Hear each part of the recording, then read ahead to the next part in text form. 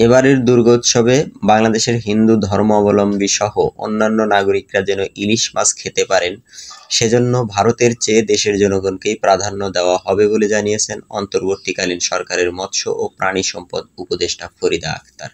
তিনি বলেছেন, আমরা ক্ষমা চাচ্ছি, কিন্তু আমরা ভারতে কোনো ইলিশ পাঠাতে পারবো না। এটি দামি মাছ। আমরা দেখেছি আমাদের দেশের মানুষই ইলিশ খেতে পারেন না, কারণ সব ভারতে পাঠানো হয়। যেগুলো থাকে সেগুলো অনেক দামে খেতে হয়। আমরাও দুর্গোৎসব পালন করি, আমাদের জনগণও এটি উপভোগ করবে।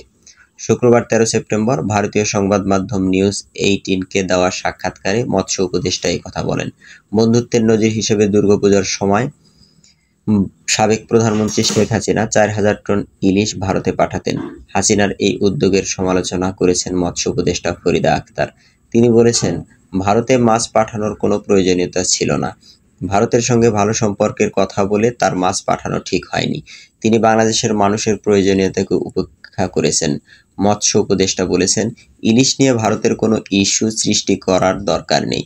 যদি তারা বাংলাদেশের সঙ্গে সুসম্পর্ক চায়, তাহলে তিস্তার পানি বণ্টনের সমস্যার সমাধান করা উচিত।